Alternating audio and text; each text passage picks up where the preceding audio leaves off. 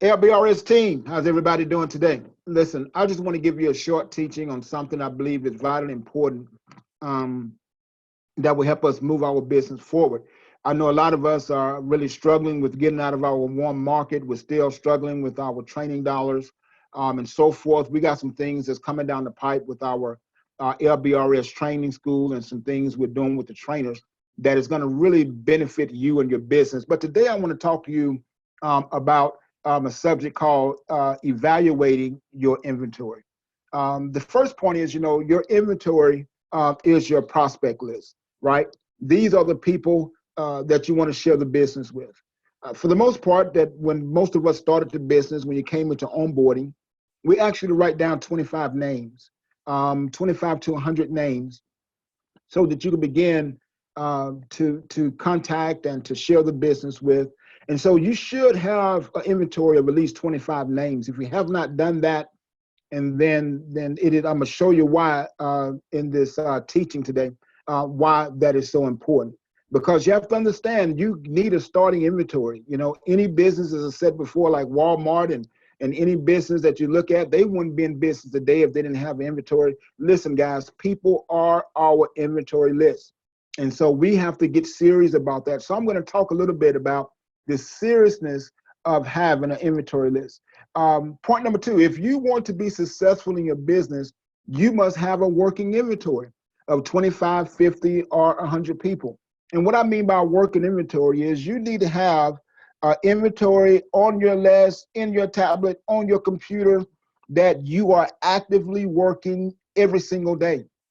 Again, this business is nothing without an inventory, right? So we must decide, first of all, I talked to you about 2 weeks ago, we did a SMART training talking about how to SMART your goals. You need to get a list of, get a goal of how much money you want to make this year. You got to pull those goals back, do it on a daily basis, get your daily action plan. If you have not listened to that, listen, you have to listen to that. I sent it out on everybody. I know it's about an hour or so long, but it is great information, right?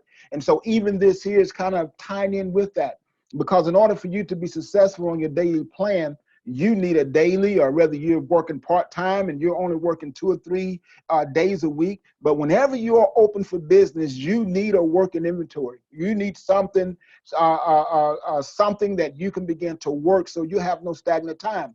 If you have a small inventory, right, you started out with 25 people. If you have a small inventory, then you're setting yourself up for small income.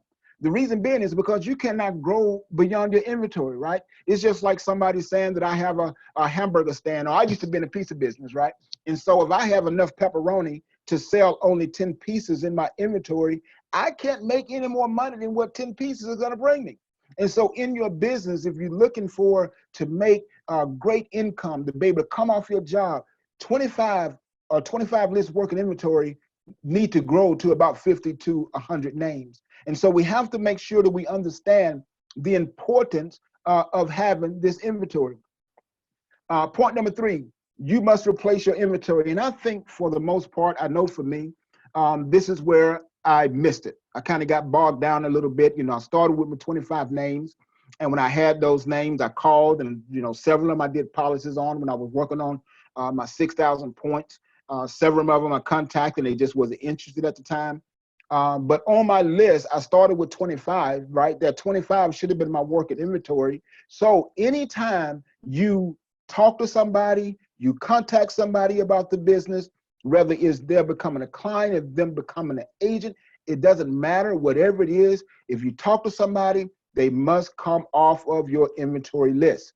Because again, this is a working inventory. This is something that you start your day with, and you should have 25 names of people that never heard about the business, maybe never heard about you, that you want to contact either by email, by phone, by social media, by doing a personal visit. However you decide to reach that list, because everybody is different, right? But you need to have a fresh list every day. So if you contact somebody today and you have 25 on your list, and you've contacted, 10 of them, and either they was interested or they done scheduled for a presentation or what have you, then tomorrow you need another 25, because those 10, 12, or however many you contact about the business have to come off your list. That's what I mean by working inventory. And you have to replace your inventory using that same scenario. If I had enough pepperoni to sell 10 pieces and they came by and bought 8 pieces today, right? Then tomorrow I need to get enough pepperoni to sell another 10. I can't open tomorrow with only enough pepperoni to sell 2 pieces. How am I going to reach my goals? So how are you going to reach your goals theoretically if you're only working with 10, 5, and 10 and 15 names? No, I'm going to show you how taking this work in inventory can really begin to bring some energy to you and to your business. But it's something that we have to make a commitment to, guys. People is our inventory, and people are everywhere. There's nowhere that you go that there are not people. And so we have an endless amount of inventory that we can bring to our business that would give us the opportunity to be able to make the income that we desire to make. The fourth thing I want to talk about with this is you have to do follow-up, guys. I know that, you know, a lot of time in this business, we get frustrated, and because we don't have that inventory, because we're not moving people off that working inventory list into a follow-up list, right? Some people we say we're going to call. Some people tell us, hey, call us back next week or what have you. And we drop the ball because we done got busy. We did not write them down. We're not reviewing it. And so what do you think that does for that person that you're talking to that is very interested in business? You meet them in Walmart or you meet them somewhere and y'all exchange information. And then you say, hey, I'm going to give you a call tomorrow. I'm going to give you a call next week, and you don't. What type of credibility do you think that's just done for your business? This is a system, guys, that we have to put into place. If you're serious about growing your business, we have to put this into place, and follow-up is very important. Follow-up means if you contacted somebody on Monday through your working list, whether it was phone, email, however you do it, whatever they get back, do a follow-up Wednesday or Thursday. You know, what we're doing right now with LBRS, Don and I is getting out, and I would encourage you to do the same if you're doing part-time or full-time. Listen, when you're on your way home from work, man, stop by a shopping center where some businesses are. Just go in. You don't have to sell them anything. Go in and just give them your card, introduce yourself. Hey, you know what I mean? I'm Gerald Lovelace. I own a financial service agency. I just want to stop by and give you my card. Could I have yours? And just start collecting business cards. What are you doing? Collecting business cards. We're going to talk about in just a moment. Is building your inventory. But you can do that 5 and 10, 15 minutes out of the day, right? But if you talk to somebody and they say, yeah, you know, they may be busy, they're at work, and you know, and you ask them, you know, our elevator speeches and presentations we do, hey, is living benefits. What is living benefits? Life insurance you don't have to die to use. If you have a heart attack, stroke, or cancer, your policy can pay you. But I know you don't have a lot of time right now, but I would like to call you and set up an appointment. Well, Monday, the next day, you need to be making that call. That evening when you get home, you need to be making a call. That's follow-up. And so we have to make follow-up with the contacts that we make, and we'll talk more about that a little bit later. But I just need us to really just get into the inventory mindset and understand that people are our inventory. And if we don't have people, we don't have inventory. This is the key. Whenever you run out of people to contact, you officially out of business. There is no business.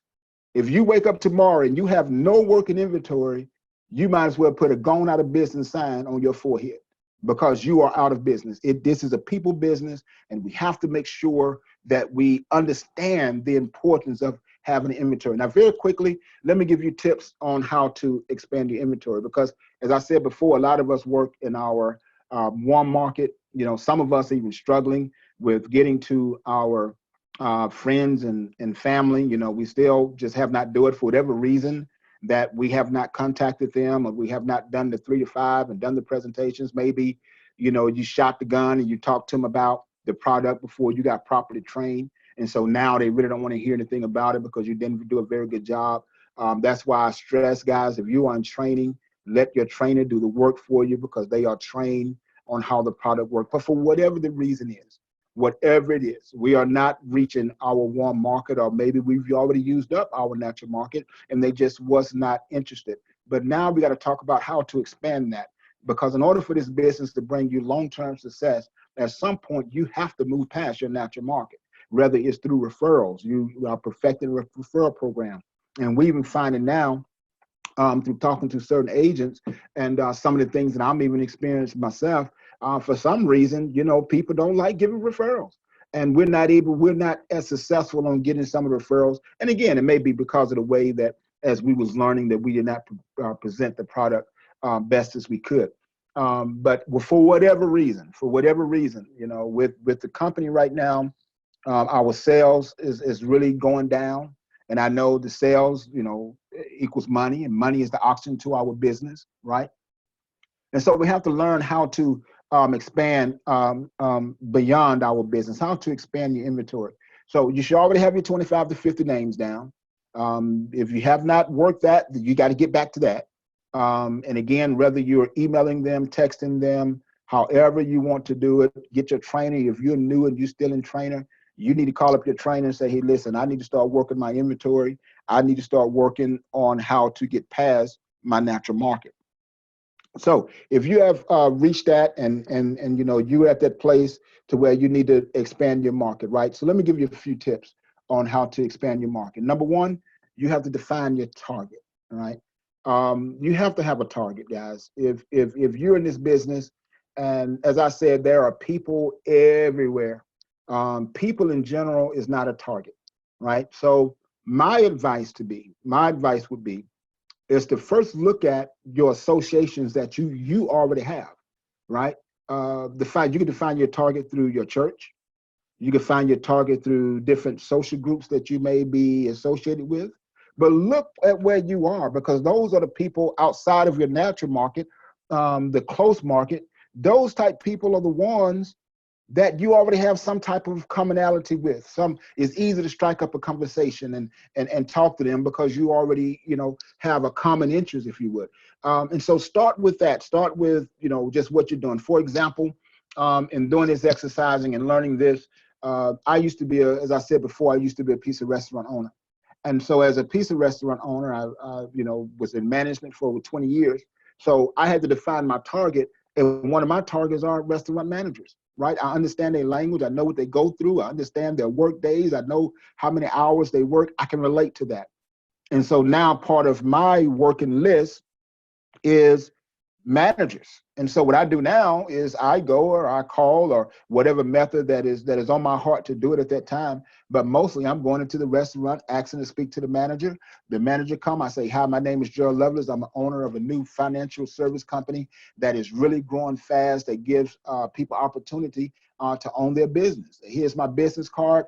If you have any, if you have a desire to become your business owner, to make full-time money, on working part-time, you can do it in your spare time, you know, give me a call. And could I have your business card, right? I'm always asking for business card. Why? That's building my inventory. And so that's what I'm doing. I'm just going into restaurants, walking into restaurants during the slow period of the day, 2 to 4.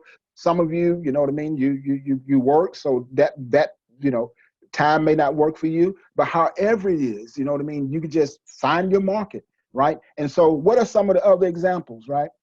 Say for instance, if your market, you're newlyweds and you maybe want to focus upon marriage couples, right? And so again, we're talking about how to expand your inventory.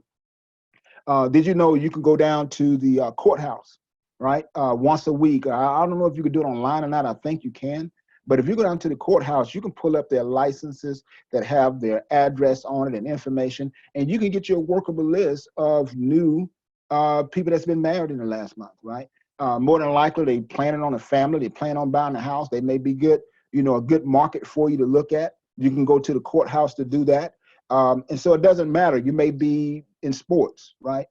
Football, basketball, baseball, whatever it is, let that be your defined market. Talk to coaches, right?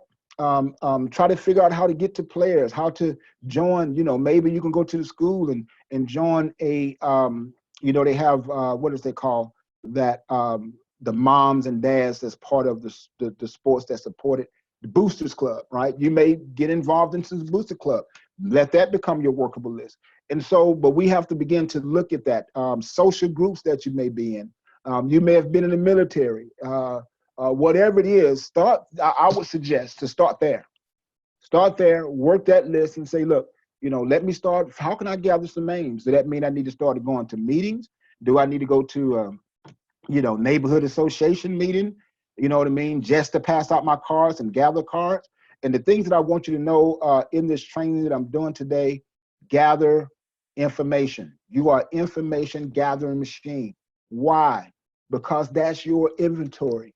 These are people that you're meeting every day that one day, may not be today, but one day you may not have anything to do tomorrow and you need something to do. Guess what? You got an inventory to where you can call people, email people, go by and send whatever you want to do. You have a working inventory, right?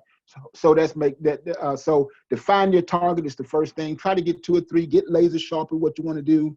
To get good at it. Like you say, we're working on a few things. I'm working on some things. Donna's working on some things. I'm doing managers and mortgage brokers. That's my target right now. Donna have her own target. She's doing veterans, right? Because she was in the military. That's her background, and so she's a veteran, and so she's looking at that. So first of all, look at your background, see what you come out of, see the associations that you already have, and define your target from there, and begin to figure out a system on how to collect those names and phone numbers and email addresses, right? So the next thing you want to do is, I talked about this several times, so I'm not going to spend too much time on it. But guys, we have to collect business cards. You have to. We have this program that we're using now that is pretty good, and it is called Haystack. Haystack is a digital business card keeper that you can have on your smartphone, preferably if you have Apple. For those of you, I'm making a joke at that. But you can get it on Android as well. But you take a picture of it and it digitizes the business card for you. So you always have a listing of it, right? But what I want to just encourage you to do is, everywhere you go, everybody you meet, ask do they have a business card, because that will help you build your inventory. You can even get names online. Like for the mortgage brokers, I got a lot of them online. You can do that even if you're not out, but we got to be in a constant mindset, guide, of building our inventory. Just think for a moment, those of you that have been in this business, and I have to even look at it from my step. And I was talking to Justin earlier. He gave out and contacted over 500 people. I've contacted hundreds of people, and just my everyday, just going about asking people, driving up conversations about living benefits and so forth. But I wasn't really collecting the invitation, the business cards, and I did not understand this portion of the business, which is your inventory. Just think for a moment concerning Justin, and I can use myself in this, that he had 500 business cards from the 500 people that he collected to and just did in passing, right? Off of that 500 people, one day he can just do an email blast of just something very simple, nothing long, nothing hard, like what we're doing. And you can copy this if you want to, but what we're doing at LBRS is our contact list, we're going to be mailing once a month. And every month, we don't want to bother people with a whole lot of emails, but once a month, we're going to do a did you know email. At the top, it's going to say, did you know? When they look into the email, it's going to have statistics that we do in this business, right? So one of them may say, did you know that every 34 seconds, someone have a heart attack? Then it was going to say LBRS, the solution, and that's it. And so different things like that are just to remind people, you send out a monthly thing to say, do you have living benefits? Question mark. Then in the body of it, if you have a heart attack, stroke, or cancer, who will pay your bills? Then your name, and that's it. Not a whole lot of information, just something to make them trigger, because some of those people that we talk to, life circumstances change. They may not have had the time to deal with it there. They may have been going through a crisis right then. Their financial situation may not have been, where they was able to even consider insurance at the time, right? But they may have gotten a raise on a job, changed jobs, may have had a relative that just got diagnosed with cancer that would trigger that, you know what I mean? And so it is a way for us to use those business cards and those contact lists to continuously, every month, to remind them of living benefits insurance, or remind them of the business opportunity, if that makes sense. So the third thing is, and the last thing is, you have to create your book. You have to create your book, or you have to create your spreadsheet. We're doing a spreadsheet, so because it's easier to email from and things like that. But you have to have 2 different books, right? Really 3. Really. We're going to have 3 different spreadsheets, put it that way. So let me talk in terms of spreadsheets. Books is a insurance term that State Farm and things like that are very big on. because when you build their business, your book, when you sell your business, is based upon how big your book is, right? Which is what? Your inventory, or the people that you've sold to. That is valuable to you. That is so valuable to you. And so we got to understand the value in that, right? So I believe you should have 3 books, right? One book is everybody you've done business with, bar none, whether they bought a term, IUL, whatever it is. It should be everybody you've done business with. You should have that book. And when your business, when you get to be an agency and you start making, some pretty good, getting the money to where you can develop a budget, then, you need to do things like, holiday cards, maybe Christmas cards, send them out to everybody. Those type things, that works. That works because it keep people, keep your business and keep you in the minds of people. But you have to have that book. And I just give, Herman have a testimony to where, we haven't made it a secret that we are, and, we're trying to help him get his $100,000 ring. But he had thought last month. He had a great month last month, great month that he's working on that is going to get him that. We believe that he's going to reach his goal. But he had a great month. But that month came from him going back to his book. And he went back to people that he talked to 6 months or a year ago just to check on them and see how they was doing, life changes. He generated thousands of dollars in business just by going through that book. That is valuable, guys, And so we need to make a list of everybody we've sold a policy to. We need to have also what I talked about, the working inventory list. Those are fresh names every day that you go to work, right? Whether it's every day, 5 days a week, 6 days a week, 2 days a week. Every day you go to work, you need to have you got to replenish your inventory the day before. So you remember we talked about in Smarting Your Goals that you have to write down the top things that you need to do the next day before you close that day of business, right? Well, one of those things have to be replenishing your inventory. Have to be. So when you wake up the next day or the next day you go to work, you got 25, 50, 100 new names that you have there that you can work on. And then a portion of your day, of course, also could be doing follow-up. And so that's the third portion, the third book. You need a follow-up book. All those people you replaced and move off of your working inventory, you need another follow-up book that have notes of the last time you contacted this person, of what they said, get back with me in a month, or whatever notes you need to make on that. But you need to have that list, because at some point every week you need to be doing follow-up. From the people that you got off your working list. So guys, I hope that this has been helpful to you. It definitely have re-energized us here at LBRS. We're really excited now because we truly see a pathway. One of the things that really concerned me the most was in our business is when we moved past our warm market. I really didn't have a clear-cut understanding or system in place that can be duplicable, because some of us are charismatic, some of us are just natural people person, but something that is duplicable that everybody can do that will really move us from our warm market and just kind of pop our business to help us meet the goals that we want. So I hope this was really educational to you. I hope it helped. I hope you put these things in the process of your business. Because it is truly our desire that we start getting some flow, some cash flow, some auction in our business. We have some good things coming up. I have another information and video that I'll be sending out concerning our new training program, concerning some other changes that we're making at the top, and we hope that you guys will see the benefit of it. All right, thank you so much for your time. See you at the top.